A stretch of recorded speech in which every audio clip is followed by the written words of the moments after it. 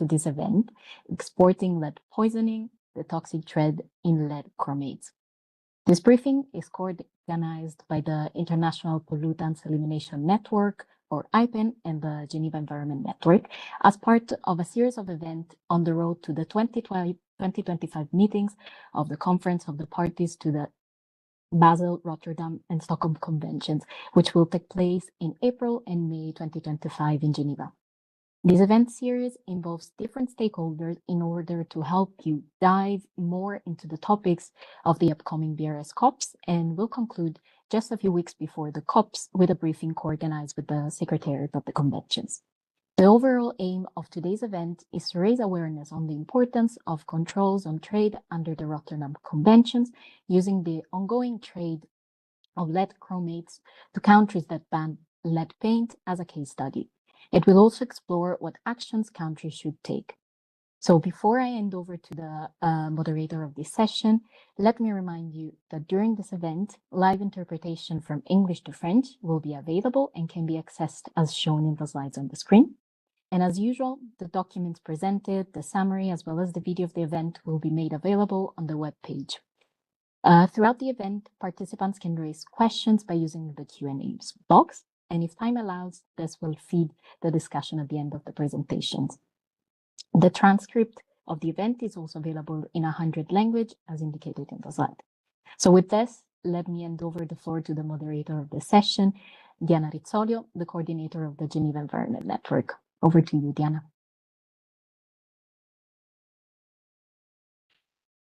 Thank you very much, Claudia, and bienvenue à nos amis francophones. A warm thanks to all the colleagues working behind the scenes also to make today's event possible, including our interpreters. Dear attendees, it's a pleasure to welcome you today for a new session of our series in preparation of the 2025 meetings of the Conference of the Parties to the Basel, Rotterdam and Stockholm Conventions. We look forward to welcome you in person to Geneva at the end of April. We are joined today by leading experts to discuss the findings of the IPEN report that was issued last October, looking at exports of lead chromates and other similar studies, this bringing us to the importance of agreeing on having a lead chromate listed in the Rotterdam Convention. I'm joining you from Geneva, where this week the Executive Board of the World Health Organization is meeting. And an interesting development in that space is the introduction of a resolution by Peru with Malawi, Bangladesh, and Ghana as a core group, and various other member states as co-sponsors. And this resolution aims at eliminating lead exposure, especially in children, and reduce its negative effects on development, health, and economic productivity. This resolution calls indeed on states to proactively engage at national, sub-regional, regional, and international levels to develop and strengthen holistic multi-sectoral cooperation for action, including the exchange of scientific data and best practices. It also calls to promote research and risk assessment, as well as prevent and mitigate lead exposure from all sources to reduce related health impacts. Therefore, the discussion we are having today is important for multilateral coordinated action on this matter. We will start this event by setting the scene, discussing what is the problem with the lead chromates and why is the Rotterdam Convention a tool to reduce lead exposure globally. Our first leading expert, to whom I will have the pleasure to give the floor, is Sarah Broche, a science advisor at IPEN. So, dear Sarah, I also want to thank Sarah, with whom we have closely organized this event.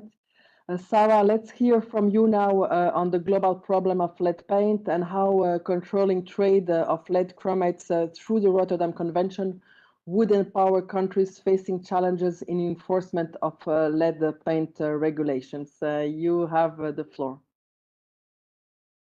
Thank you very much, Diana, for that kind introduction. And thanks to the Geneva Environment Network for your hard work in organizing this webinar. And of course, thank you to all of the participants for joining this important conversation today. We can go to the next slide.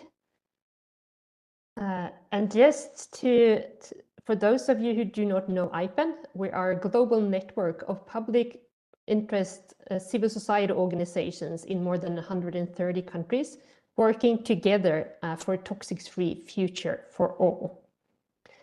And next, please.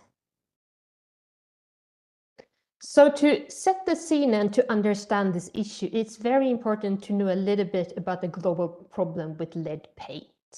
Since lead paint actually still remains one of the most widespread sources of lead exposure in children globally. What you see here on this slide is a map that is available on IPEN's website with a lot more detail. That gives the detail of data from more than 100 studies since 2007 that IPEN and its partners have conducted, showing that in most countries, lead paint is still available. So if you look at all these dots, these are countries where we have tested paint and found lead paint on the market. And the darker red the dot is, the higher percentage of the tested paints contained added lead. So basically what we see and have seen throughout all these studies is that if you do not have a monitored and enforced regulation on lead paint in your country, you probably have lead paint widely available on the market. And just also to say that we have primarily focused on solvent-based paints. Those are the ones that are most commonly containing lead. Water-based paints can also contain lead, but it's, as far as we see, not as common, but it does exist. Next slide, please. So if you have lead paint being sold for use in homes, in schools, on playgrounds, in other environments where children spend their time, you will have lead exposure in children. And the developing brain is especially sensitive to lead exposure, and there are no known safe levels of exposure in children. So if you are exposed to lead from paint in your home, for example, if you're a child, that can impact your brain development and leading to a lower IQ. It can lead to attention deficiency disorders, and of course, other health impacts as well. And these are often irreversible and have lifelong impacts on both the individual's lifelong earnings and prospects, but also if you look at a country level on the country's GDP. So it's a hugely important issue, and it can have a huge impact both of individuals and countries. Next slide, please. But it's also important to remember that lead paint is a significant source of occupational lead exposure. And lead exposure from paint occurs when you produce the paint, when you use the paint, but also if you work with painted surfaces in various ways. And also in adults, low levels of exposures can have health impacts, in addition, of course, to the health impacts at higher levels of exposure. One example that I put on this slide is a study that our partner Nexus 3 in Indonesia did, looking at blood lead levels in different paint factories in Indonesia. So both lead paint factories and other factories that did not produce lead paint.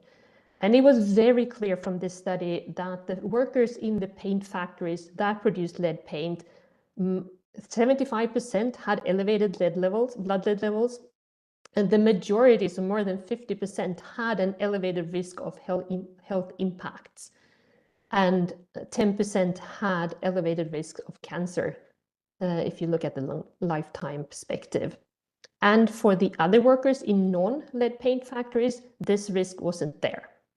Next slide, please. So this leads us to lead chromates. How do that relate to lead paint? Well, lead chromates is one of the main lead pigments still used in lead paint. So that's why we chose to target that one. It is also used in plastics in countries where you produce plastics, which a lot of countries do not.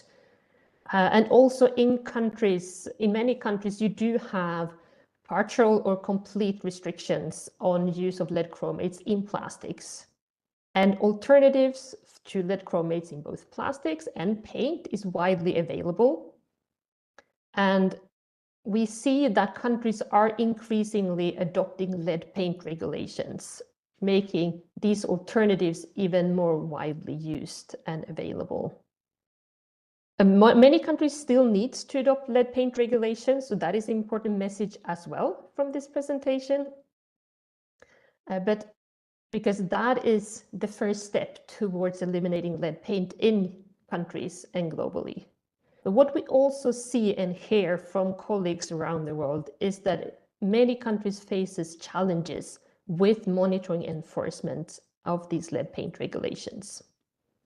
And one of the reasons is because it's very difficult for them to control what comes in over the borders in the country. Most countries do not produce lead chromates, only a few countries do. So that means that all lead chromates used in many countries has to be imported. And that provides a very important action point or control point for countries. And that is also why we chose to look at trade data to see how widespread global trade of lead chromates is, and also if lead chromates are traded to countries that have lead paint regulations. Next slide, please. So what we started doing and realized quite quickly was that from the publicly available information, it's virtually impossible to single out lead chromates and look at details of that trade.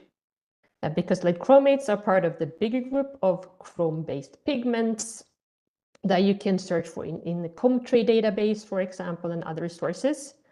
So what we had to do fairly quickly was to start looking at different trade hubs to see where we could find reliable, detailed trade data that we could purchase. And one such source was the trade data from India that we purchased. But I just want to make sure that it's clear that this is not the only country where lead chromates are traded, but this is where we found reliable data from a big trade hub. And what you see in blue on this map are all the countries where we could verify that lead chromates were imported, despite these countries having lead paint regulations. The green countries, 34 countries, these are countries where we could verify that lead chromates were imported, but these countries do not have lead paint regulations. And as mentioned, to get the complete picture of the trade, we would need more detailed trade data from more countries. And the way we approached this was to go through line by line of tens of thousands of trade data information for each export of these chromates. So it's been a quite extensive work, but that was the first approach that provided us with this data. If we go to the next slide, we did find publicly available information that we could use to tease out these details also from the EU. And similarly, this is not only relevant for the EU, but this is where we found publicly available information that we could use. And by comparing a number of different records, we could verify lead chromate trade out of the EU to 36 countries with some kind of controls on lead paint. And when I say some kind of controls, that means that they are in the list of the WHO database of countries with lead paint regulations. So we have not assessed what these regulations look like or how strict they are or anything like that, but they are on the WHO list. And also 7 countries imported lead chromates that do not have lead paint regulations. And while the EU is, of course, not alone in trading lead chromates, it is significant that the EU itself has no authorized uses of lead chromates in paint, in plastics, or any other uses. Next slide, please. So some of the key takeaways, in addition to what already been mentioned, it is that it is really impossible to track trade and import of lead chromates, even when you have the detailed trade descriptions, because the information is often insufficient, it's lacking, it's incorrect, lack of detail. The trade records do not show what the imports or exports are actually intended to be used for. you can see the importer, and that's how we could verify that in many cases, lead chromate trade was for paint companies in some countries that have lead paint regulations. So we could verify that trade in a number of countries, but also in many records, it was just virtually impossible to understand what the intended use was. And as mentioned, there's a lack of detailed and publicly available information. So all this data shows us that even in countries where there's problems with monitoring and enforcement, despite these countries doing the right thing and banning lead paint, there is still lead paint being produced in some of these countries, leading to continued exposure. Next slide, please. And this brings us to the Rotterdam Convention, because this could be a very important tool in the effort to prevent lead exposure globally. So the Rotterdam Convention is a convention that controls trade. It doesn't ban anything, it doesn't prohibit anything, but it gives the countries the powers to say yes or no to what comes in over the borders. So the process is that chemicals that are listed in Annex 3 of this convention, for those chemicals, exporters actually have to have explicit consent from the importing country. And that key step gives the country the power and the right to say yes or say no to that import, but also the means to control that import and the use of any import of these chemicals. It is important to note that all countries that have banned or severely restricted lead paint, they have actually also banned and severely restricted the lead compounds that go into paint. I think a lot of people don't think about that aspect, but that is in practice what happens. You ban lead paint, that means you cannot put these chemicals, these leaded chemicals, into the paint. And that means if you are party to the Rotterdam Convention, you should notify the Rotterdam Convention Secretariat, as is laid down in Article 5 of the Convention. But to date, only 2 countries have submitted such notifications, and that is Cameroon and that is Morocco, even though that I think about 100 countries now have lead paint bans or restrictions and regulations. And some countries have specific regulations on lead chromates, but still only 2 countries have submitted these notifications. And we have the privilege to hear from these countries about the process and their experiences today. And the final slide, please. So just again, to hammer home these messages, we see that lead chromates for use in lead paint is still exported to countries that have banned lead paint, and that leads to continued lead exposure.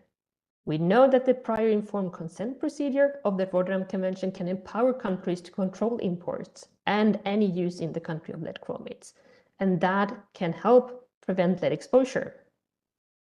What we also know is that only 2 countries so far have provided these notifications, and we do need countries from more countries from more regions to submit such notifications to get this listing process going. So what IPEN has been doing the past couple of years is to call on countries to submit these notifications based on their national bans or severe restrictions on lead chromates from lead paint regulations or specific bans that they have put in place. And there's much more information, of course, on the BRS website. IPEN has a lot more information, and I'd be happy to be in touch with anyone who has more questions around this. And thank you very much from me, and I will hand it over to you, Diana.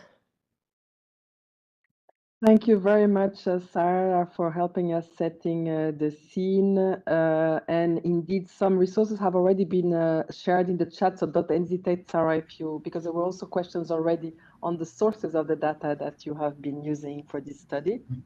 And before we proceed with still continuing setting the scene, I saw some messages from our Francophone colleagues online that were struggling in getting access to the interpretation. Donc, vous avez une petite sphère en bas à gauche de votre écran. Les francophones, n'hésitez pas à cliquer dessus si vous voulez l'interprétation en français. And with that, we are moving to our next speaker, who is also going to help us setting the scene. We are joined by Gilbert Kwepo, who is the Executive Director of the Centre de Recherche et d'Éducation pour le Développement, joining us from Yaoundé in Cameroon. We will hear from you, Gilbert, how Cameroon is moving forward to eliminate lead paint to protect children's health, and how evidence on its health impacts has indeed supported the government to adopt a stronger lead paint regulation. Dear Gilbert, you have the floor. Yes, thank you, Dana, and then for giving me the floor, and hi to all the participants. I will try to mute my video because I don't have enough internet with one, so that's why, but believe me. So my intervention will be in French, donc je vais m'exprimer en français. Et d'entrée de jeu, déjà, je dis que le CREP, c'est une organisation participante de IPEN qui abrite le site Afrique francophone du pôle de IPEN en Afrique. Et le CREP s'est intéressé à la problématique de la substance dont on discute, l'objet de notre webinaire aujourd'hui depuis 2004. Et le plomb était parmi les métaux lourds qui ont motivé la création du CREP, compte tenu des aspects, des impacts de ces métaux lourds, notamment le plomb, le mercure, le cadmium à l'époque sur la santé humaine, et notamment l'effet neurotoxique et puis la probabilité de causer du cancer.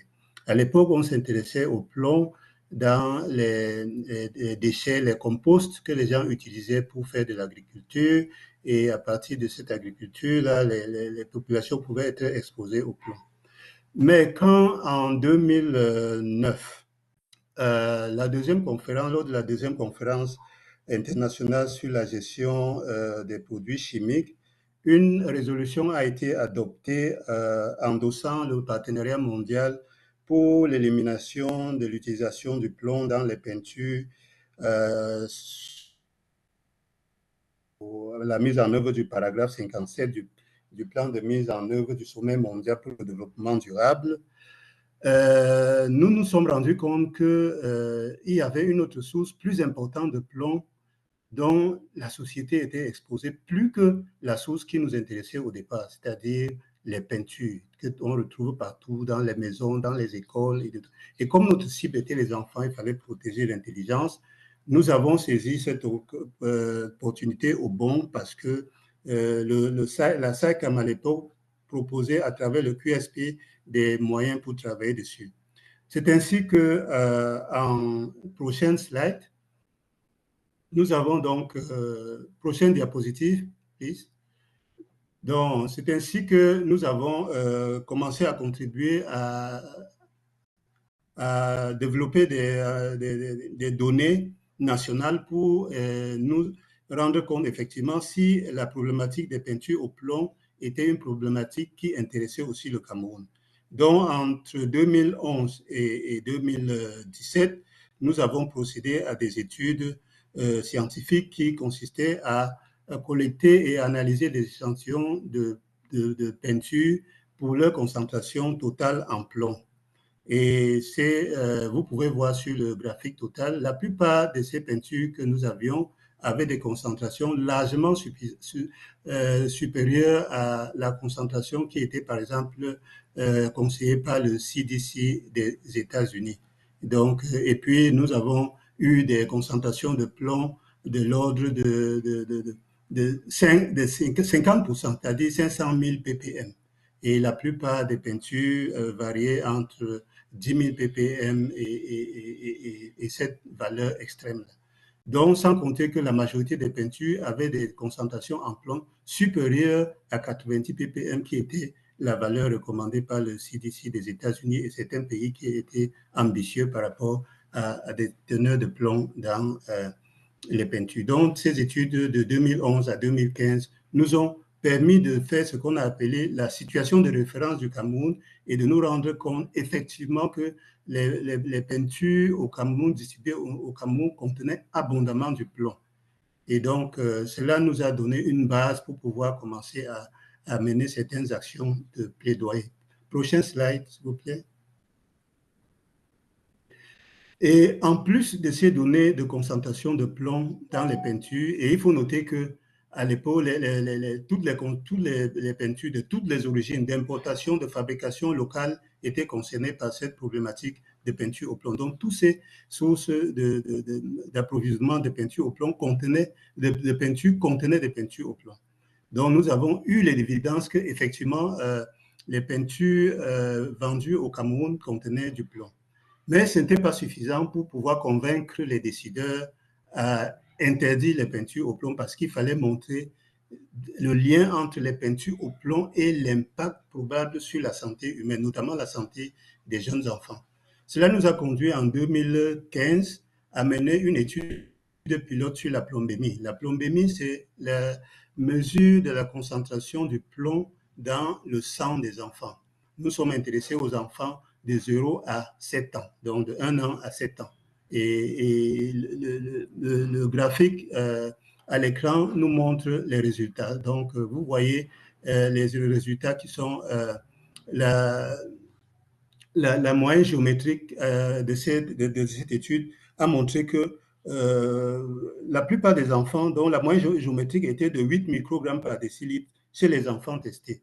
Et cette valeur-là représente 1,7 fois la valeur dans les autres pays en développement et plus de 6,2 fois la valeur dans les pays industrialisés. Donc, la situation était suffisamment alarmante pour pouvoir attirer l'attention des décideurs sur la problématique.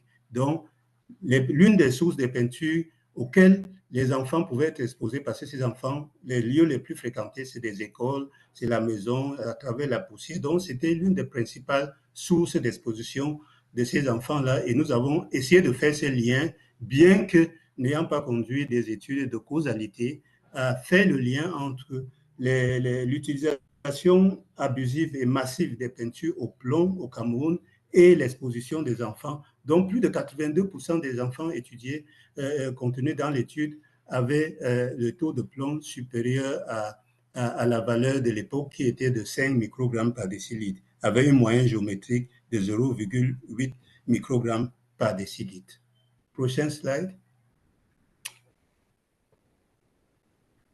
Donc, toutes ces données nous ont permis donc à mener des grandes campagnes de sensibilisation auprès de toutes les parties prenantes entre 2011 et 2017. Donc, nous avons organisé des ateliers nationaux, c'est-à-dire au niveau des 2 ateliers au niveau national à la capitale, à Yaoundé, regroupant tous les ministères impliqués et tous les fabricants de peinture, les associations des consommateurs, en fait, tous les parties prenantes, les représentants des établissements scolaires et tout. Nous avons répliqué ces mêmes ateliers dans 10 régions, dans les 10 régions les 10 capitales régionales du Cameroun. Et puis, nous avons fait de nombreux articles de presse. On a pu avoir une publication scientifique dans un journal international spécialisé et dans lequel nous avons cité nommément les entreprises qui produisaient des peintures au plomb à plus de 90 ppm au Cameroun et largement diffusé cette information, y compris les multinationales. Et nous avons impliqué aussi les experts du ministère de la Santé publique, notamment les pédiatres qui nous ont aidés aussi dans l'étude pilote sur la plombémie.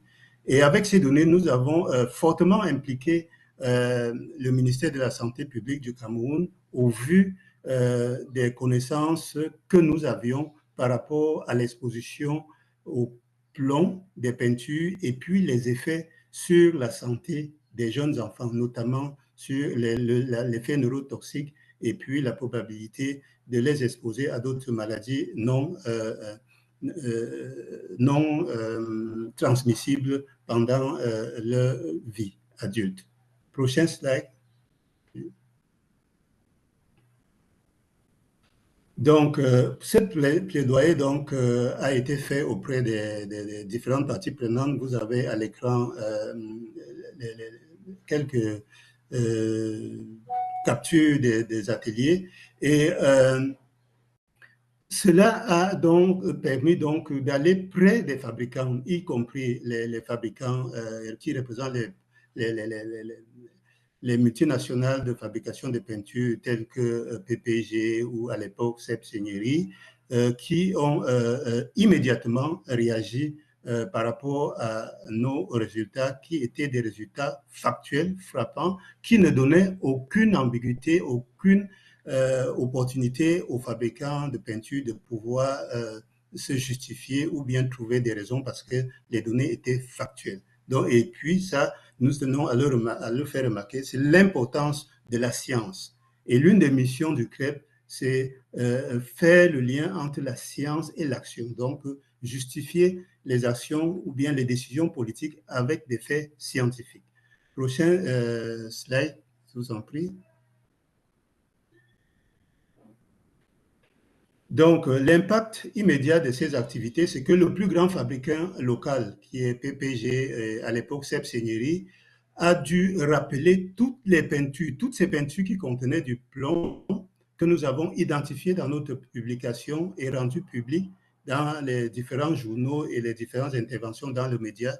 Ils ont fait venir donc les plus grands spécialistes de formulation de leur peinture de l'Europe. Nous avons fait un atelier d'experts au niveau de leur siège à Douala. On a discuté de la problématique et ils se sont engagés donc à faire rappeler de tous les magasins, non seulement au Cameroun, mais c'était au Gabon et en République du Congo, rappeler tous les peintures qui contenaient du plomb et s'engager donc à reformuler leur peinture pour fabriquer des peintures contenant moins de 90 ppm.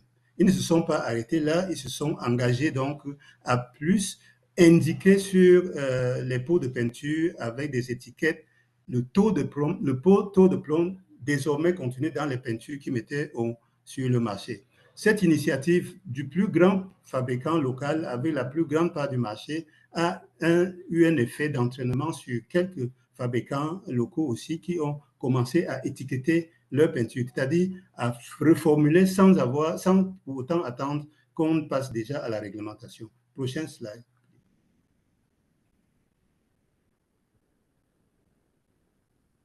Donc, voilà quelques impacts, c'est-à-dire voilà les différents produits qui ont été rappelés et mis au magasin et l'entreprise PPG nous a fait visiter pour voir de nos yeux tout ce qu'ils ont pu rappeler, y compris même les pigments, le pigment jaune, les pigments qui permettaient à donner, à apporter du plomb aux peintures. Donc, ils ont rappelé tout cela et ils ont lancé un appel d'offres pour une destruction par une entreprise écologiquement rationnelle. Nous avons suivi tout ce processus, nous étions ensemble et on a collaboré avec le management de l'entreprise pour pouvoir s'assurer que ces produits ont été effectivement retirés et n'étaient plus utilisés pour la reformulation des peintures.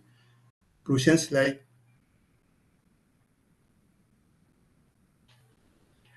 Alors, donc, la plus grande impact de toutes ces activités, et il faut l'avouer, l'engagement de PPG a été déterminant pour ouvrir l'œil des responsables, des décideurs nationaux, du fait que si une grande entreprise, une multinationale telle que PPG prend l'initiative de faire des sacrifices financiers en rappelant des produits et des ingrédients qui entrent dans la fabrication des peintures et les détruire, ça veut dire que le problème soulevé était important.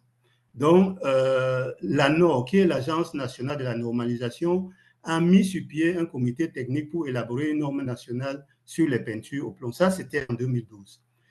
Le ministère de la Santé publique, au vu des résultats et des expériences d'autres pays, a conclu que l'une des mesures que le Cameroun pourrait prendre pour réduire, minimiser et éliminer les sources d'exposition au plomb des enfants était de prendre une réglementation qui empêcherait la production, l'importation, la vente et l'utilisation future des peintures au plomb au Cameroun. Ça, c'était une décision en 2004 s'étant rapproché de la décision de la norme, puisque la norme n'était pas contraignante. Le ministère de la Santé publique a compte tenu de la gravité de la situation, il fallait plutôt une réglementation contraignante plutôt qu'une norme. Et sous l'impulsion de la présidente de la République, à qui nous avons acheminé un mémorandum qui présentait tous les résultats et nos efforts de plaidoyer, a demandé qu'on mette sur pied une équipe multisectorielle comprenant le secteur privé et le CREP pour pouvoir élaborer un projet de réglementation limitant le taux de plomb dans les peintures au Cameroun. Cette comité a été mise en place en 2015. Et puis, en le 21 septembre 2017, la réglementation a été signée et le Cameroun s'est doté de la première réglementation la plus rigoureuse sur le continent qui limitait le taux de plomb dans les peintures à 90 ppm. Prochain slide. Et le dernier. Oui, merci de votre attention. Tout ce travail, tout cet engagement n'a été possible qu'avec l'appui de certains partenaires et de certains donateurs et organisations, dont le SAICAM à travers le projet QSP Trust Fund, le projet JEF sur l'élimination des peintures en Afrique, l'appui technique de Hockey International et l'appui multidimensionnel de IPEN qui nous ont permis d'accompagner le Cameroun à se doter de cette importante réglementation, la première en Afrique, éliminant les peintures au plomb. Je vous remercie. Ça, c'était ce que j'avais à partager avec les panélistes. Merci, Gilbert. Thank you for presenting in details what Cameroon has achieved. We are now moving to the second part of our session today, and we'll now be discussing country perspectives on the trade of lead chromates and how the Rotterdam Convention can provide crucial support to prevent lead exposure. We'll start with Cameroon.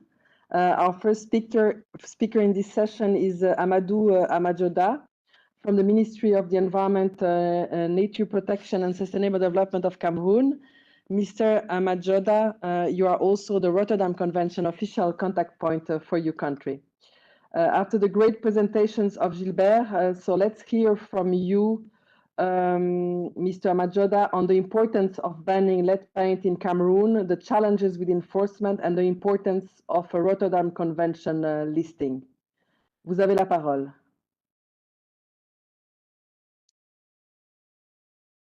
And don't forget to unmute yourself, le petit micro. We didn't have time to test sound before, so.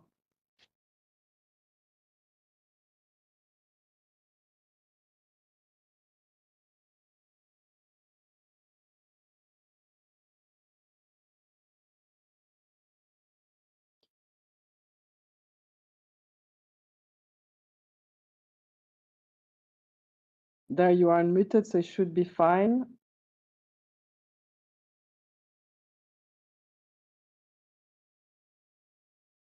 Allô, vous me suivez? Oui, parfait. Vous avez la parole. À vous. Merci beaucoup. Merci pour la parole. Bonjour à tous et merci de nous associer à ce webinaire pour échanger sur la nécessité d'inscrire le chromate de plomb à l'annexe 3 de la Convention de Rotterdam.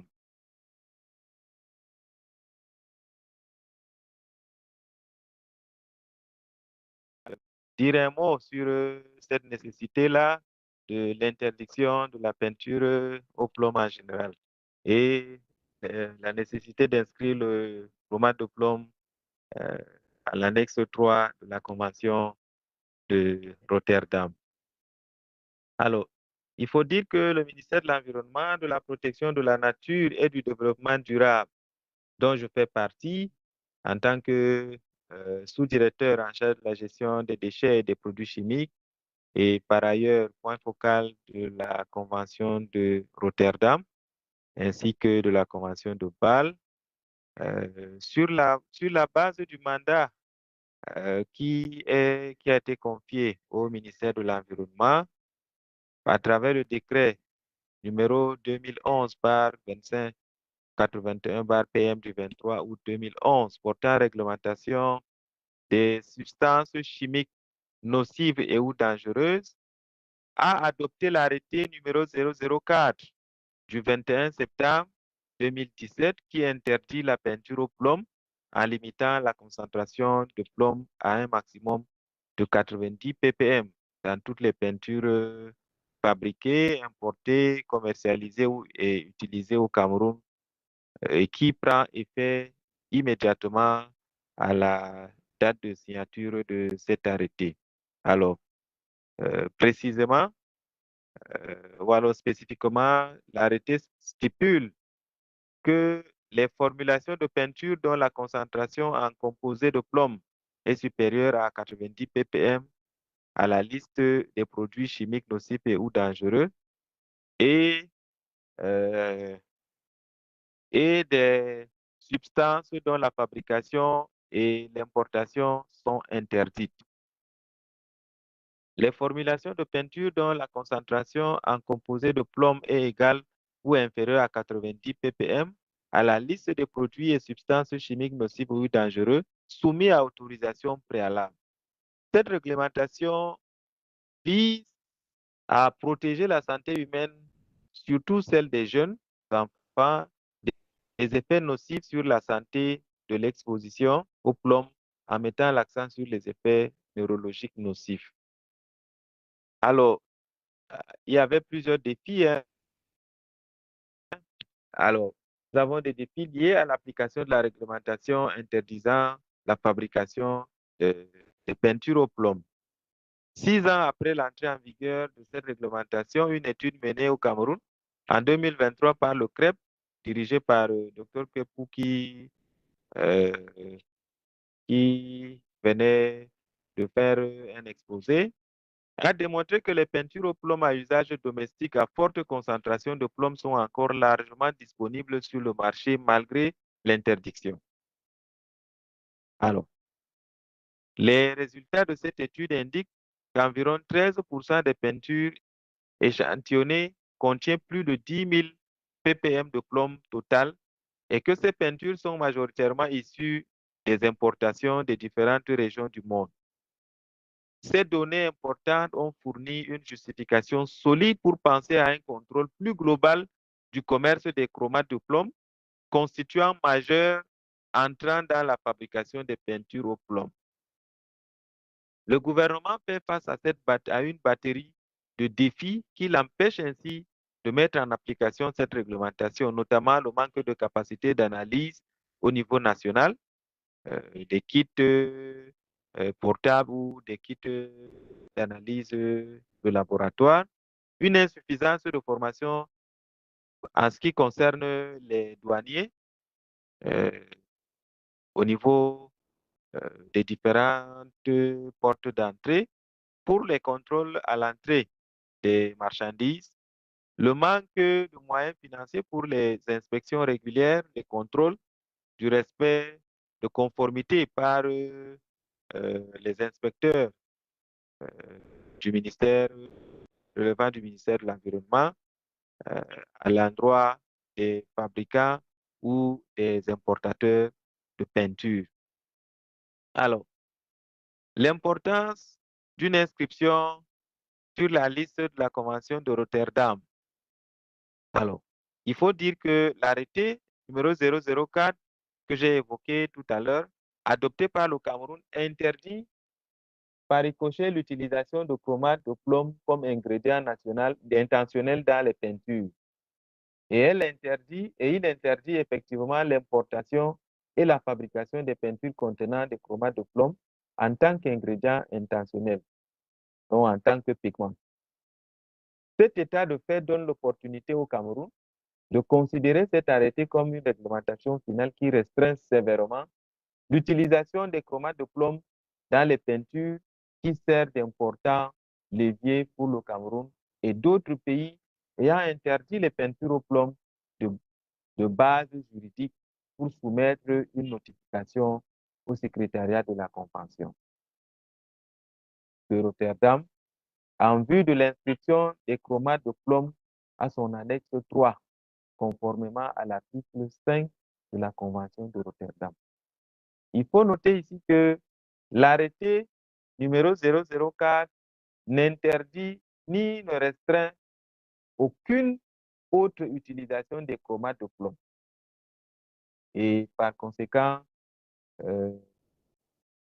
les gens ont la possibilité d'importer le chromate de plomb pour d'autres usages.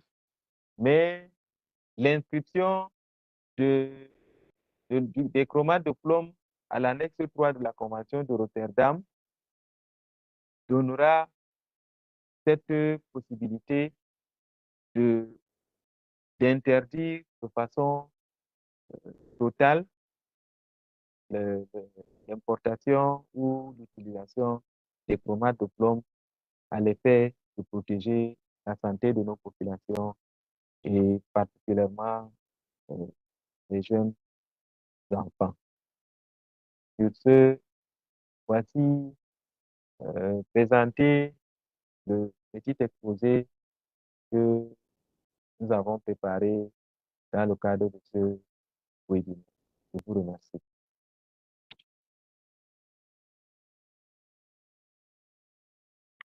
Allô? Monsieur Amodja. Oui. Merci beaucoup pour cette présentation et congratulations to Cameroon for championing on this topic. Thank you.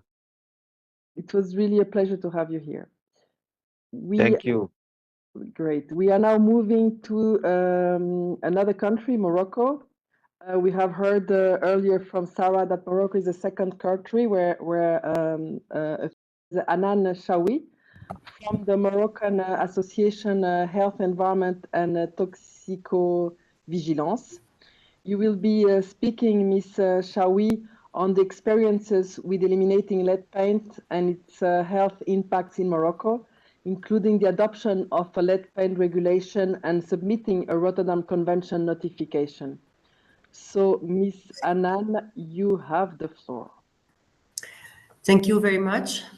Merci beaucoup. Je vais parler en français. Voilà. Donc, merci beaucoup pour votre invitation d'être panéliste pour ce webinaire. Donc, je vais présenter la proposition qu'a faite le Maroc pour l'inscription des chromates de plomb à l'annexe 3 de la Convention de Rotterdam. La plaque suivante, s'il vous plaît. Donc, la plaque d'après, s'il vous plaît. Donc déjà, voilà. Donc je passe l'introduction parce que ça a été déjà présenté par les orateurs qui m'ont précédé.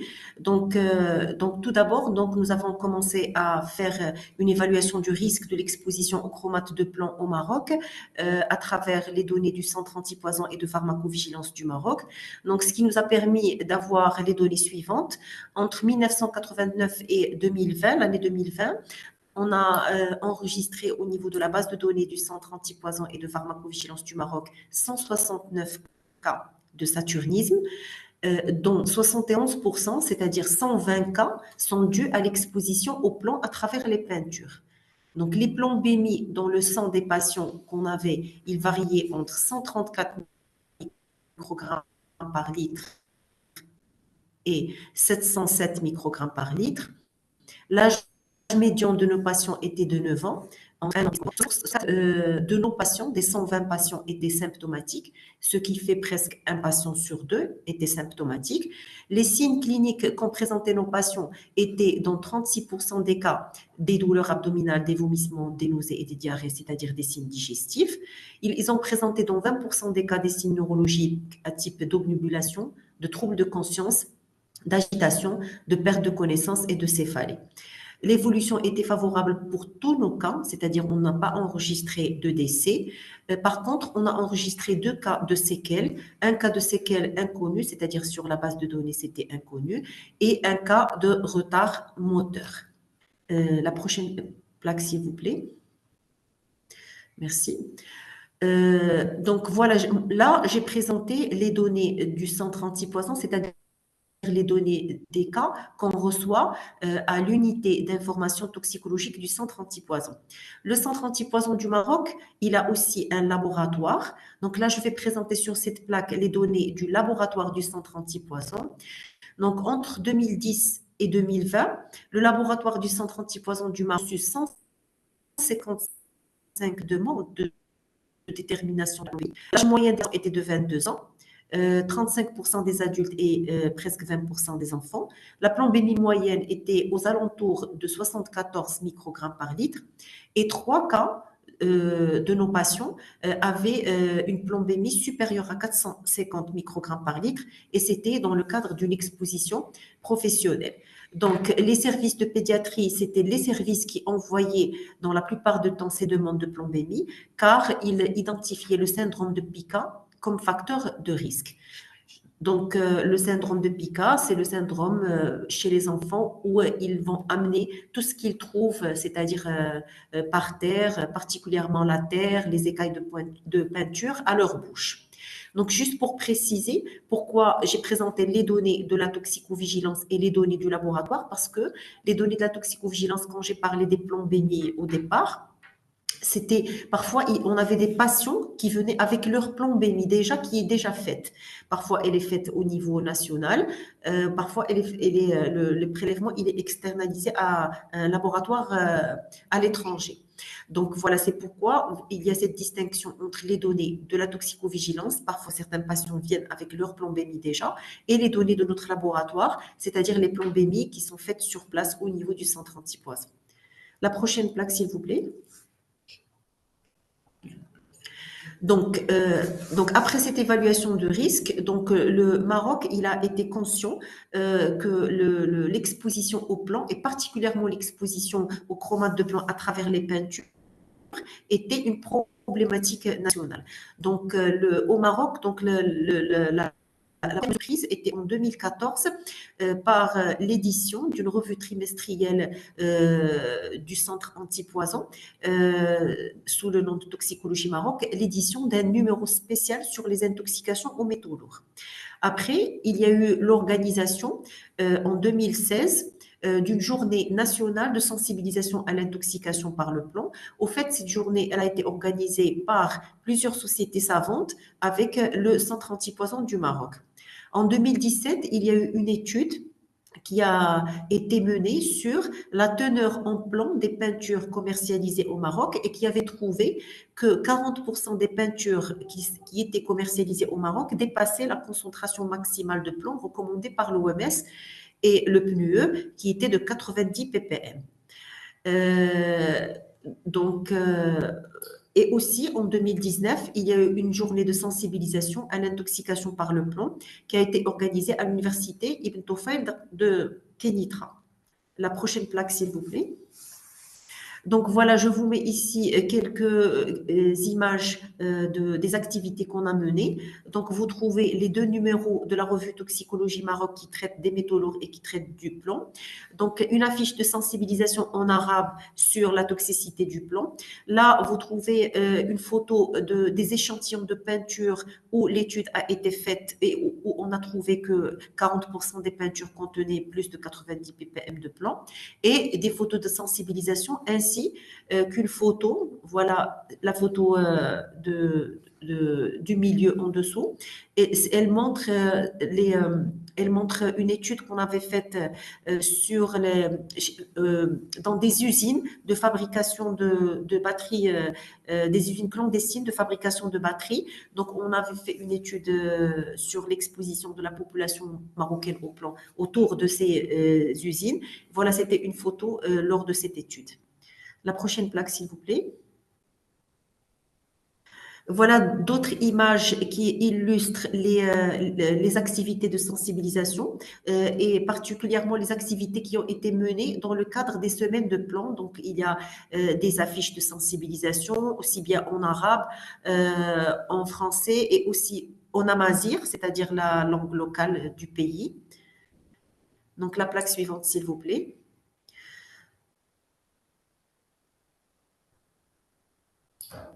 Là, c'est des mesures de sensibilisation qu'on avait organisée. Mais les mesures réglementaires donc ils ont montré 40% des peintures contenaient du plomb supérieur à 90 ppm. Suite à ça, donc le Maroc, c'est-à-dire particulièrement le ministère de la Santé, donc il a saisi donc l'IMANOR, qui est l'Institut marocain de normalisation, donc justement pour faire sortir une norme pour limiter la teneur des peintures qui étaient sur le marché, que ce soit les peintures fabriquées ou bien importées, à 90 ppm. Donc, c'est ainsi que le ministère de la Santé, avec les industriels et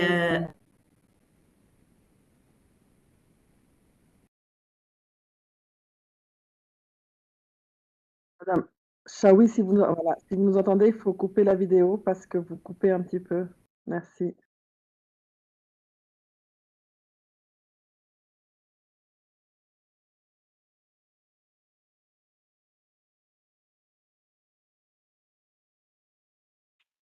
So we have lost Miss Chaoui in Morocco. At least we cannot hear her here. So I propose that we move on with the agenda if it's okay with everybody. So let's move on. We'll give her the floor during the discussion. I would like to thank Ms. Chaoui for presenting the measures that were taken by Morocco and the activities also that has said that Morocco has been organized. Oui, je vous vous avez maintenant. Désolée, c'était juste je sais pas si je peux continuer, s'il vous plaît. Oui, oui, voilà, on remet les slides. Encore avant, s'il vous plaît. Voilà, merci beaucoup. Maintenant, est-ce que vous m'entendez bien? C'est parfait. Merci, merci. Désolée pour ce contretemps. Donc voilà, donc on a fait sortir la norme. Après, il y a eu une sensibilisation du ministère de l'Industrie pour rendre cette norme d'application obligatoire. En 2021, il y a eu la parution de l'arrêté du ministère du Commerce, de l'économie verte et numérique qui a rendu l'application de la norme marocaine sur la limitation de la teneur en plomb des peintures à 90 ppm obligatoire. Donc la norme, par un arrêté, elle est devenue obligatoire au Maroc. Donc il y a maintenant une réglementation stricte, c'est-à-dire obligatoire pour tous les industriels, que ce soit à l'importation ou bien à la commercialisation, à la fabrication, que toutes les peintures soient inférieures à 90 ppm en plomb. Donc, on a organisé aussi d'autres activités de sensibilisation par la suite, après la parution de la norme, dans le cadre des semaines d'action internationale pour la prévention de l'intoxication au plomb et la promotion de l'interdiction des peintures au plomb. Donc, on a fait de la sensibilisation des parties prenantes et on a fait de la sensibilisation de la population au risque d'utilisation des peintures au plomb. Donc, la plaque suivante, s'il vous plaît. Voilà. Donc, concernant, j'ai parlé de la principale réglementation qu'on a fait aboutir. Il y a eu d'autres mesures qui ont été prises par le Maroc, notamment plusieurs normes qui vont limiter la teneur en plomb dans les articles textiles, dans les jouets, dans les couches bébés, dans les emballages plastiques et particulièrement dans la vaisselle en céramique et en vitrocéramique et vaisselle de table et en verre de contact avec les aliments. Et surtout, ce qui est Maroc, dans les articles de qu'on appelle la norme Madmoun. Donc, on va interdire l'utilisation du plomb dans les articles de céruse, c'est-à-dire tout ce qui est tagine, etc., qui sont destinés à la cuisson. Donc, voilà. La plaque d'après, s'il vous plaît. Donc, concernant la notification du Maroc concernant pour inscrire les chromates de plomb à l'annexe 3 de la Convention de Rotterdam. Donc, on a travaillé, l'association marocaine santé, environnement et toxicovigilance, en étroite collaboration avec l'IPEN, donc justement pour soutenir notre gouvernement, et on a préparé les justificatifs nécessaires pour faire cette inscription des chromates de plomb. Et on a réussi à travers le point focal de la convention, donc au niveau de notre ministère de l'Environnement, à faire cette notification en août 2024. Donc, la plaque suivante, s'il vous plaît. Donc voilà, donc pour conclure, d'abord, je veux juste insister sur l'importance d'inscrire les chromates de plomb à l'annexe 3 de la Convention de Rotterdam, justement pour prévenir les risques sanitaires et environnementaux d'exposition au plomb des populations mondiales. Et je veux terminer en remerciant les différentes parties qui ont travaillé pour justement mener à bien toute cette réglementation et toutes ces actions qui ont été faites, et particulièrement cette notification, à savoir l'Institut marocain de normalisation, le ministère de la Santé, le ministère de l'Industrie marocain, le ministère de l'Environnement et bien sûr le soutien inconditionnel de l'IPEN. Merci beaucoup. Merci beaucoup, Madame Chaoui. Thank you for presenting the measures taken by Morocco and the activities that you have held, but also for the recommendations that you have made at the end of your presentation. So we are now moving to our next speaker in this session. And with our next speaker, we are moving to the European Union region. We are joined by Jordan Waldy, who works as the Director General for the Environment at the European Commission. Thank you for joining us today, Mr. Waldy. We will hear from you the European Union perspectives on lead chromates. You have the floor. Yes, thank you. Thank you for this invitation to explain a bit where we are at the EU level on the Rotterdam Convention and in particular on lead chromate. So indeed, I'm working in the European Commission where we have in DG Environment we are DNA for the European Union, but as you may know, we have also a DNA for each of our member states that also dealing with this Rotterdam Convention, and we're all working together in the implementation of our EU peak regulation and the Rotterdam Convention. So next slide. So just to give you a bit of, in one slide, this is really a short summary about how we implement the Rotterdam Convention, because I think this is quite important to understand what we already implement further than the convention. So we implement the Rotterdam Convention via what we call a EU regulation. So you have the number, but we commonly refer with the EU peak regulation in our daily job. And so the EU peak regulation, of course, implements the Rotterdam Convention, but also go beyond the convention. And I think this is important to note, in particular for the case of the lead chromate. So first, it goes beyond the convention because we apply it to all importing countries and not only party to the convention, but we also apply it to more chemicals in the scope. So we have more than 300 chemicals subject to export notification. And also we have around 200 chemicals which are subject to the explicit consent procedure, which is really a big number compared to the convention that we have. And also, last maybe important point when we check the difference between the EU peak regulation and the convention, for the export notifications, they are sent irrespective of the intended use.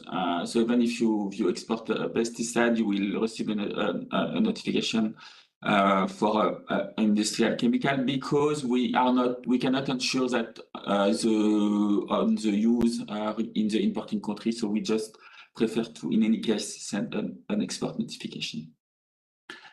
Next slide, please. So now moving to lead chromate under EU regulation. So there is quite a lot of things to say. So I just try to a bit summarize the major points on our EU regulation, but there is quite a lot, for example, about occupational safety, etc. But I will try to focus on the important point. I think the important point is to recognize the hazardous property of lead chromate. So in particular at EU level, we have an harmonized classification of lead chromate as a carcinogen and toxic for reproduction.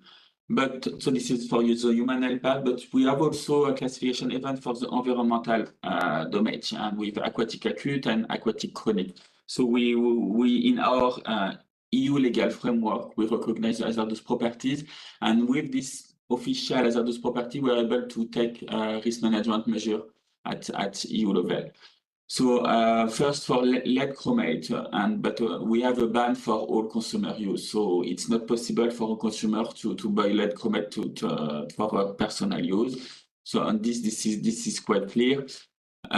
For industrial use, this is maybe the opportunity to react to the first presentation regarding that all the use are banned at EU level.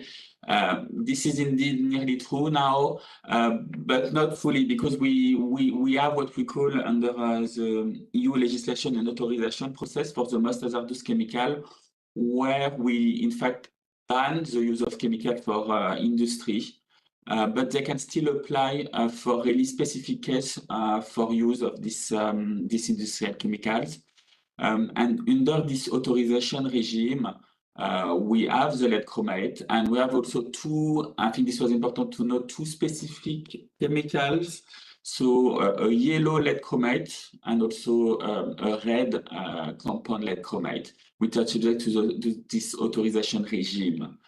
However, this was done, I think, 7-8 years ago, but now it is true that there is nearly no more use at EU level allow for lead chromate.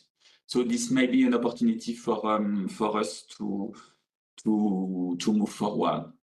Now, with a bit of a focus on the EU PEEK regulation. So in fact, we have already the all lead compounds, so including lead chromate, subject to export notification. So this is why some third parties, third countries receive already export notification from us for all our export of lead compounds. And it's in fact really a good tool after to be able to have the data, and we have the data about all our export of lead compounds from the EU to all third countries. And so this is why you are able after to find some report about how much lead compound we export to this. So the lead compound and lead chromate are not, for now, except I think 1 or 2 compounds, subject to the explicit consent procedure. Because, like I've explained, under the authorization regime, we had still some minor use, still allowed at EU level, but the legal situation for 1 or 2 compounds changed last year because some authorization were removed in, if I remember, August 2024. So now, indeed, some lead chromate compounds are under our consideration for explicit consent. So we may list this compound maybe in our PEEK regulation to subject them to the explicit consent procedure. And if this move with this listing, we will indeed afterward, this will trigger afterward a notification from the EU to the Rotterdam Convention about our final regulatory action toward these compounds, which in fact is the Rotterdam notification. For now, nothing is really decided, and this is still under our consultation with stakeholders also about this possible not listing, because this is already listing for export notification, but this upgrade, if I can say, to the part 2 of the PEEK regulation to subject this explicit consent procedure. So this is the status, but I think this is really important, and maybe as a conclusion to highlight that we recognize the hazardous property and the risk of this compound. This is why we already subject this compound to the export notification on our side. So all third countries know when there is an export from the EU to their country of lead compounds. But we may be able to maybe also have an explicit consent process in place for some of this lead chromate compound, which will allow afterward, indeed, already, even with only a EU listing, to offer the possibility to third countries to decide if they want or not export of this lead chromate compound from the EU to their countries. So I hope this was a kind of a good summary. This is just not possible to enter into the huge EU framework legislation we have on lead compounds. But I think this gives you a summary about where we are at EU level and what you could expect from us in the coming years. With this, thank you. Thank you very much, Mr. Wadley. I'm looking at the colleagues. You confirm that you can hear me online. Very good. Thank you very much for this update from the EU region. We'll see in the discussion if the other colleagues have reactions to what you have presented. So we are now moving to the next part of our event, the third session, where in this last session, we will be discussing workers-related issues and how controls on lead chromate trade protect the workers and benefit manufacturers. And I have already seen questions passing on work-related issues. So colleagues, feel free to, the panelists, to have to reply to some of the questions in the Q&A boxes. I have seen that Sarah has been quite active there. So we are joining this session. The first speaker is Gretchen Enarle, who is the sustainability leader at Pacific Paints, Boysen, who is joining us from the Philippines. Ms. Enarle will be speaking first in this section. We will hear from her why the paint industry in the Philippines has actively worked to eliminate lead paint and why they support a lead chromate listing under the Rotterdam Convention. With that, Ms. Enarle, you have the floor. Thank you, Diana. Okay. So good evening, everyone, or good day, everyone. Can you hear me?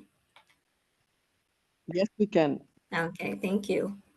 So first of all, on behalf of our team at Pacific Paint Boysen Philippines Incorporated, we would like to extend our appreciation to, of course, the Geneva Environment Network and the International Pollutants Elimination Network for extending an invitation to us to participate in this webinar, which is very timely in today's times.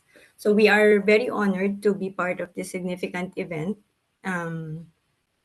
which will shed the light on the critical issue on lead poisoning and the harmful impact of the lead chromate trade. So my presentation for today is about collaborating for a lead-free future, lessons from the Philippines, a case study of industry transformation and advocacy. Next slide, please. Well, at Boysen, we have a long-standing commitment to producing paints that are free of lead and other harmful substances. Our journey began way back in 2009, so towards the elimination of lead paint, even before the legislation in the Philippines was passed in 2013.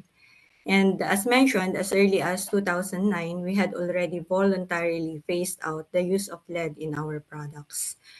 This was achieved by eliminating the lead-based raw materials traditionally used in oil-based enamel. And by 2013, we already completely ceased the use of lead in all paint products, setting the benchmark for the Philippine paint industry. Next slide, please.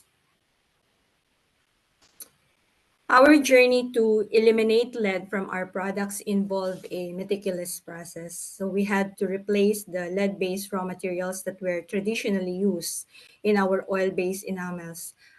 This includes the lead octaweight in oil-based enamels, which serve as the oil drying agents and lead chromate pigments that were utilized for their anti-corrosive properties and vibrant color in metal primers.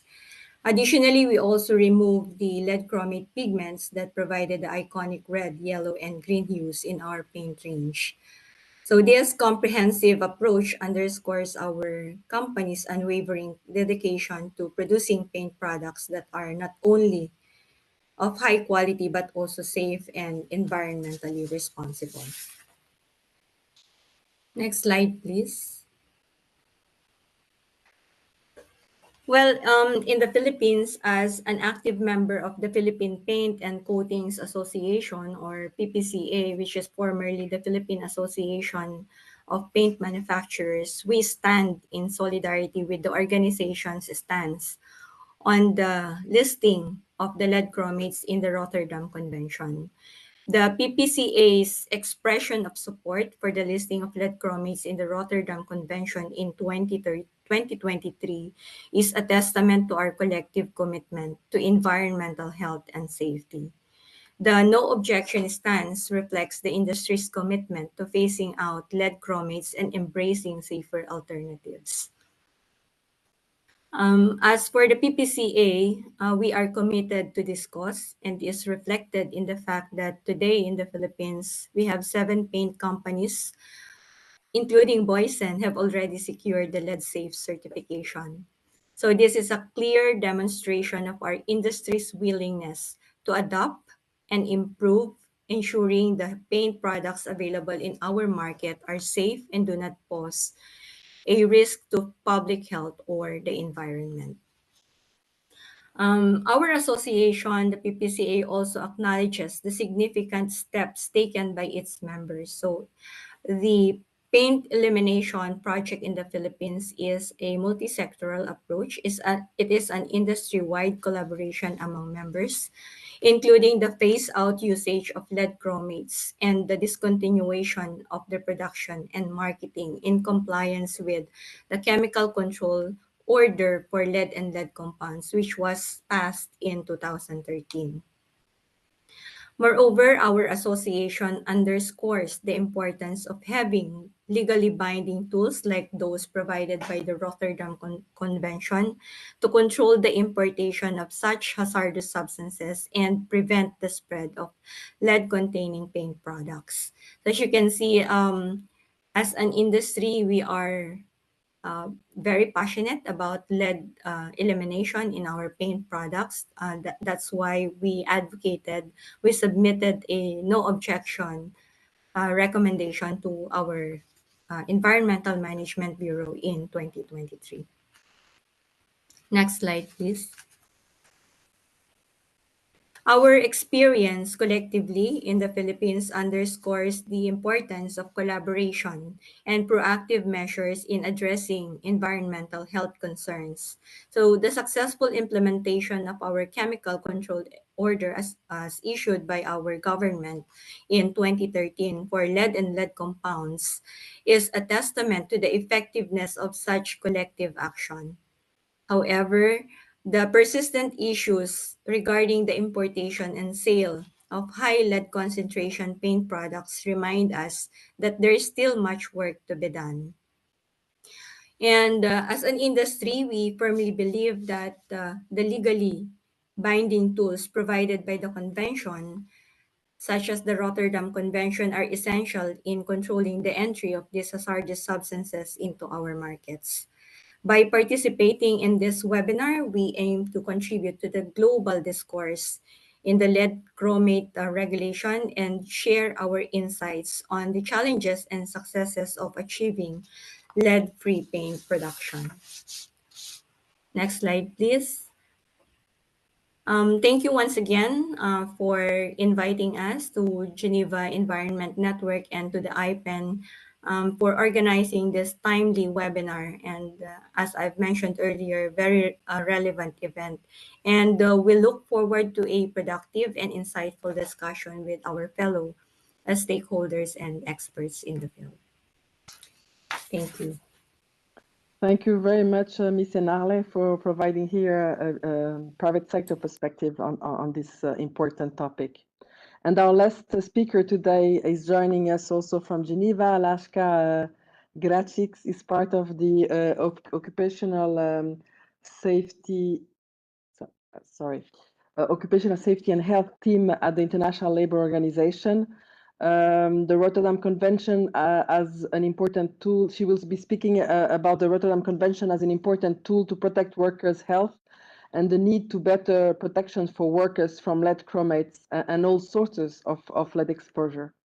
Dear Alashka, you have the floor. Thank you so much, Diana, and thank you to everyone that's joining this webinar. It's really a pleasure to be here, and I'm really glad to be speaking on behalf of the International Labour Organization and to give you the perspective from the world of work and what protections on the trade and export of lead mean for the global community of labor stakeholders. Diana, shall I share my slides? Please go ahead. Thank you so much. Please let me know if you're seeing them okay.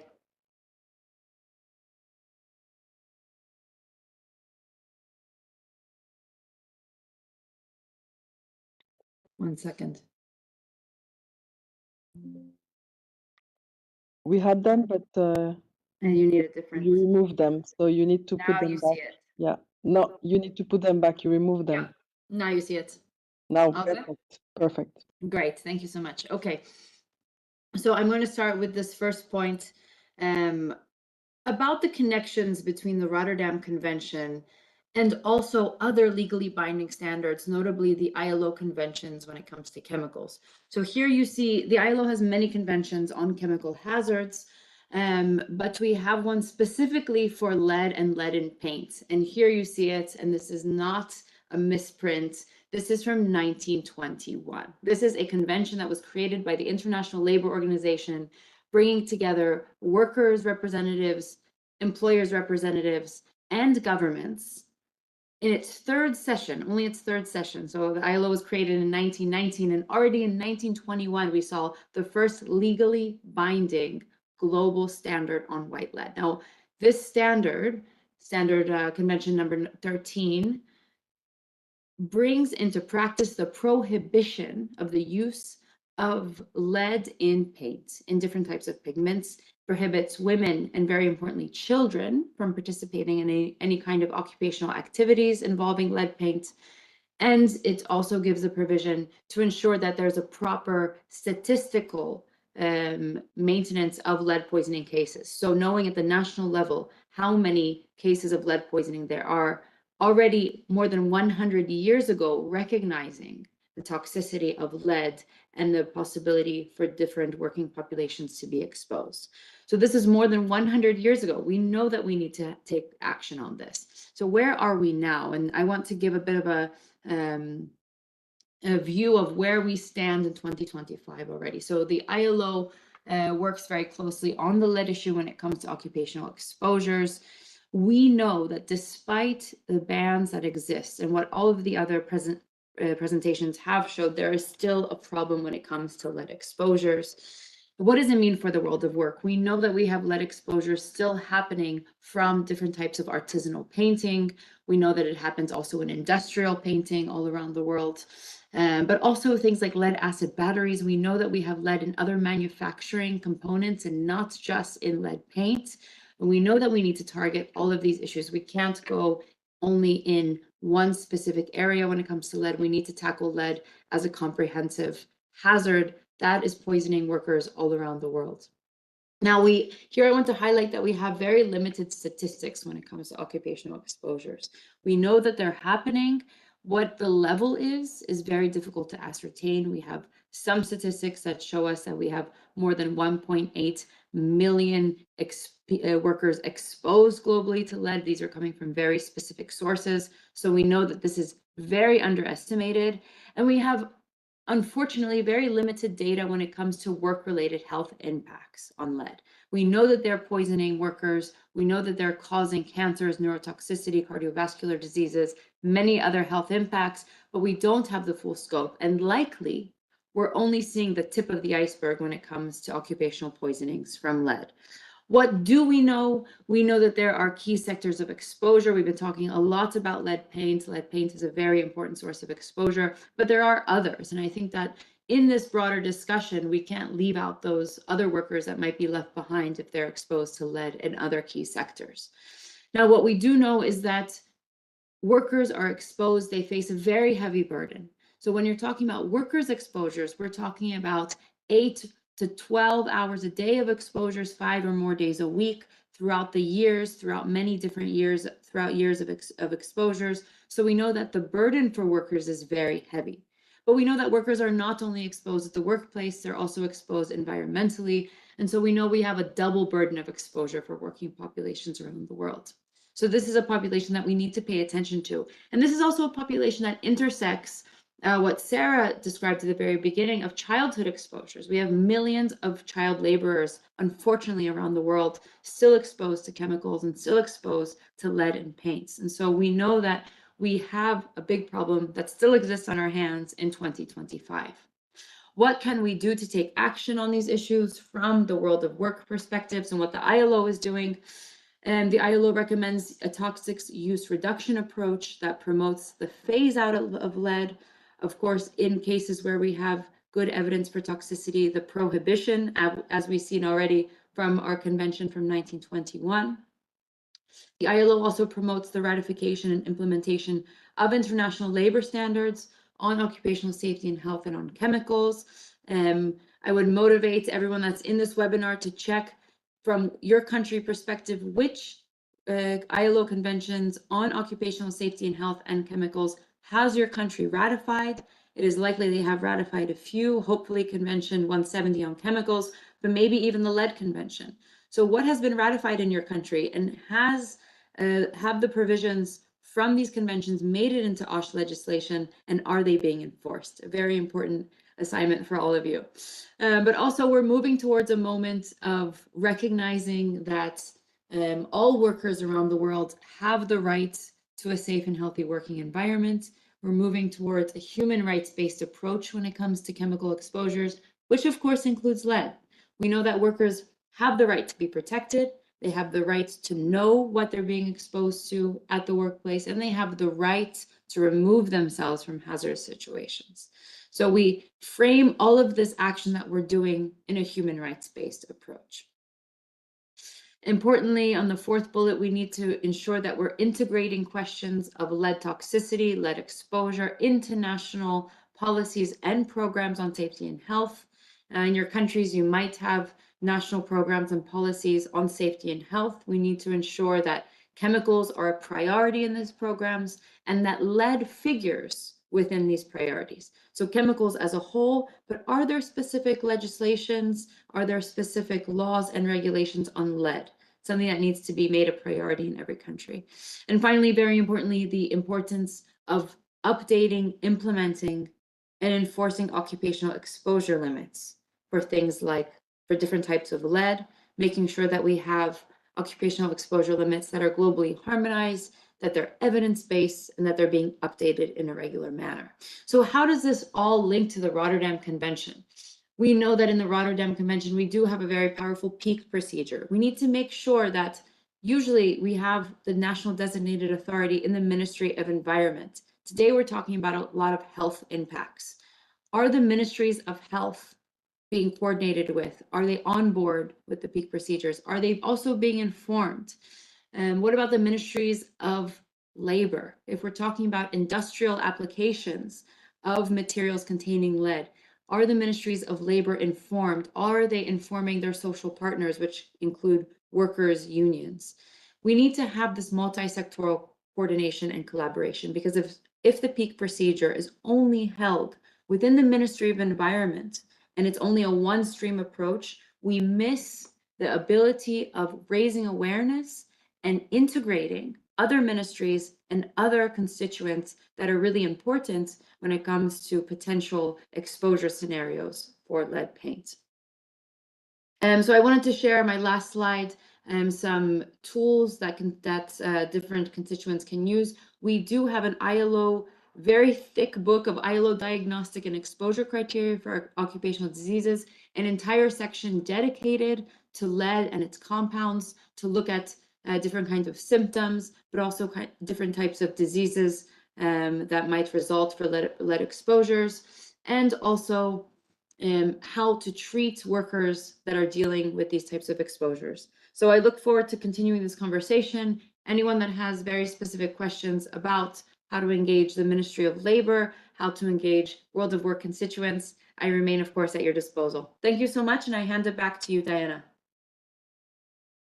Thank you very much, Alshka, for this presentation, what ILO is doing since 1921. We started this event by speaking about what was happening this week at the World Health Organization, where another resolution addressing lead is also being addressed. So it's very important, as you just mentioned, Alshka, to look at what other ministries are doing and the importance of working all together to eliminate this important problem. We are now really over time. So I will kindly give the floor to Sarah, who has been replying to various. We were hoping to have questions and answers. To summarize the questions and answers, I will briefly give the floor to Sarah to summarize what she has been answering in the chat. Thank you, Diana. Thanks for all the questions, and thank you to all the speakers. There's a lot to say, obviously, about this topic. Many of the questions that came in related to the procedure of how to send notifications to the Rotterdam Convention about the regulatory actions. And I have provided some answers and some resources at the BRS website and on the IPEN website, but just very in brief. So banning lead paint means that you have severely restricted one of the major sources of lead chromate used in your country. So that means you can submit a notification to the Rotterdam Convention. The other known use we know, but we don't know the extent, is in plastics, and that will differ from country to country. So in most countries, lead paint will be one of two major sources, or even the major source, if your country do not produce plastics itself. There are templates, there are guidances, there are a lot of more information on the Rotterdam Convention website, on the IPEN website, so I would just direct you to that. There are step-by-step instructions. I would encourage everyone to also look at the health impact data you have from your countries. That should be included in these notifications. And the final question I saw that was different, that related to workers' exposures, and Halska did a brilliant job of talking about occupational exposure, so I hope that has been answered. That is the very, very rapid summary. Thank you, Diana. Thank you very much, Sarah. And it's indeed now time to close this event. Because we are very much over time, I will suggest that I give the floor to Gilbert and to Sarah for last comments. So maybe I will start by Gilbert. You have heard all our speakers today. We have an important meeting coming up at the end of April. So what can we do in the months before the parties meet in Geneva? Gilbert, I give you the floor, and then Sarah, I'll let you take the floor just after Gilbert. Yes, thank you, Dana. What we can do is to just make an appeal to our colleague and then and party to really try to, those who have passed the national regulation on lead paint, to try to leverage on it to start the notification process, and so that we can really have at least one another region that can complete its notification process, so that by the next COP we can really have the listing of lead chromate in the agenda of the Rotterdam Convention. It's also good if some key country can take the lead to organize a side event to further exchange the experience of the country that has been able to do this at the next COP meeting in Geneva. That is what I can say. Thank you. You want to add something, Sarah? I think Gilbert said it perfectly. Governments that have regulated either lead chromates or lead paint in their countries, we really urge countries to look at that, to look at the notification procedure, and to submit notifications. Many countries have all the evidence needed to do that right away. Thank you very much. And Gilbert also made a call to side events, and we at the Geneva Environment Network stand ready. Those who need support in organizing side events during the COPs, we also stand ready to support that if needed. And so with that, it's now more than time to close this event. It's sad that we don't have more time, because there were very interesting things that have been presented, and also a lot of questions that came up. And we will follow up with the colleagues of IPEN and the other panelists on the questions that remained unanswered. And with that, I would like to warmly thank all the panelists who joined us today, and also the attendees, all those who regularly work behind the scenes to make these events as useful as possible. As we keep saying at the beginning of these events, the summary, the video is available on the webpage of the event. The link has been shared in the chat. You will also find there the PowerPoint, the slides that have been presented during the event. Just bringing now to your attention a few upcoming events, not all related to the chemicals and waste cluster. We will be having this week a session in preparation of the upcoming session of the Human Rights Council, where we will be unpacking the environmental agenda of the Council, and a few more events coming up in the next weeks, maybe two that can be interesting for this community. One is on colorism in cosmetics that we are organizing with the Minamata Convention. It's taking place in March, and then we will. This series will continue. We don't have yet the dates of the upcoming session, but we know that the series will end a few weeks before the Conference of the Parties, with a briefing organized with the Secretariat of the Basel, Rotterdam and Stockholm Conventions. So we hope to see you all there and before at the other sessions. And once more, thank you all for joining us today.